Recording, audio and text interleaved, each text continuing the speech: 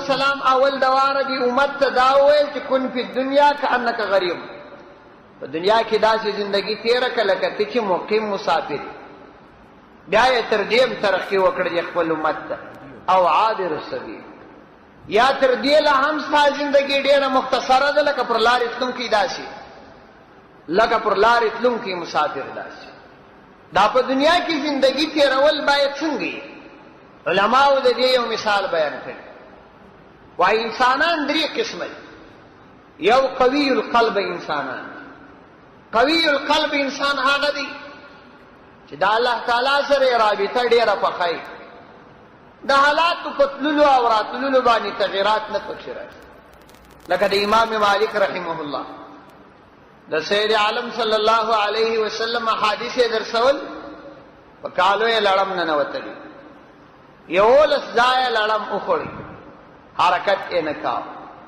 د سید عالم صلی الله علیه وسلم د حدیث ادب و. دا خبره خو په خوله کې ومړ شو، که اوس دلته یو لړم راښکاره شي ستاسو مخکې به زه ځغلم. دا حقیقت دی.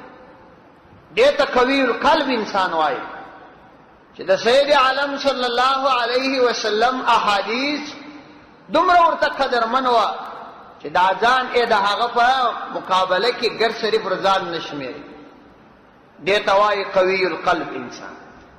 یو قوي القلب انسانان چې هغوی په دې دنیا کې داسې زندگی کوي قطعا پر دې دنیا هیڅ عقیده د یوه ګړي دپاره نه ده. لکه علي رضی الله عنه. علي رضی الله عنه د سفین په جنگ کې شدید جنگ روان دی، په خپل آس باندې بیده دی. چا ورته ویله چې دا دومره شدید جنگ په تا باندې به دښمن حمله وکړي، د جنگ مشرتوب هم ستا دی. دی ورته وایي که الله تعالی د مرګ فیصله کړې وه کلای نسي، که نه وه کړې تقدیر څوک نسي بدلولی. دې ته وایي قوي القلب انسان. او دوم دی قاسي القلب انسان. قاسي القلب انسان هغه انسان دی چې زړه یې توري، نه د خدای عز وجل څخه خشیت لري، نه د خدای عز وجل سره محبت لري، نه یې په دې زړه کې د خدای عز وجل څخه بیره راځي، او نه یې په دې زړه کې د الله تعالی د انعاماتو په وجه د الله تعالی سره محبت پیدا کړي. پیغمبر علیه الصلاة والسلام فرمایي ابعد الشیء عند الله القلب القاسي. الله تعالی څخه چې څومره لري دی په شیانو کې تر ټولو لري دا تور زړه دی چې د الله تعالی څخه دی. دوم قاسي القلب دی چې دا کافران او یا هغه خلک دي چې هغوی دومره په خواهشاتو او ګناهونو کې مستغرق شوي وي چې قطعا یې د دین په ارتباط باندې عقیده. او دریم دی ضعیف القلب انسان. هغه انسان چې زړه ضعیف وي. ضعیف القلب انسان به چاته وایي؟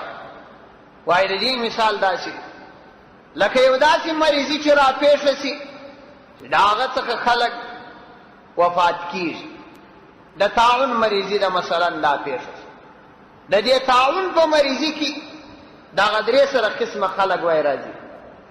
یو خو هغه دی چې قاسي القلب، هغه وایي دا مرګ و ژوند دا خو هسې د دنیا حوادثات دي، پیښېږي، څوک به مري څوک به ژوندی کېږي، دا په دې پورې اړه نه ده. بل هغه قوي القلب انسان دی، هغه وایي که چې الله تعالی تقدیر کړي و پاته کېږي نه، که یې نه و کړی تقدیر څوک بدلولی نه شي، چې پخوا څنګه و هغسې زندګي روانه. یو ضعیف القلب انسان.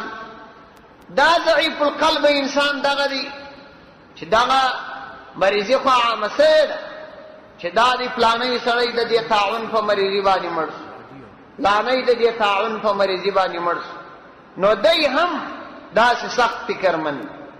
دا سړی چې دا ضعیف القلب دی دا په دې دنیا کې کار کوي، په دکان اخته دی د سهاره تر مازدیګره، خو زړه یې پریشانه دی.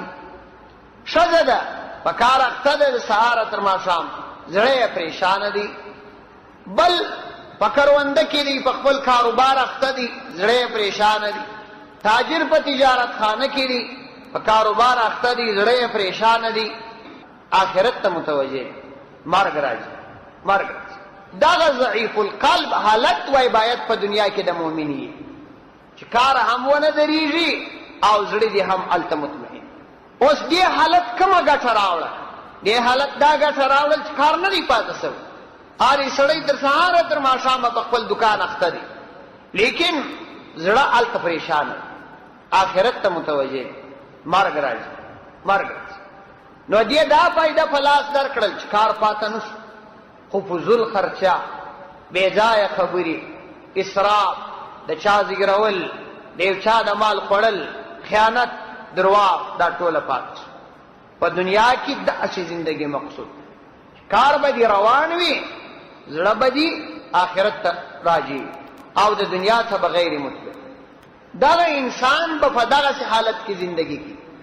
او که یو چا په دغسې حالت کې زندګي وکړه، تاسو خپله ووایاست دا د الله تعالی د احکامو خلاف ورزي بیا نه کوي، دا د پیغمبر علیه الصلاة والسلام د سنت طریقې مخالفت بیا نه کوي، دا د بل مسلمان غیبت بیا نه کوي، دا د چا حق بیا نه خوري، دا د خپل آخرت په غم باندې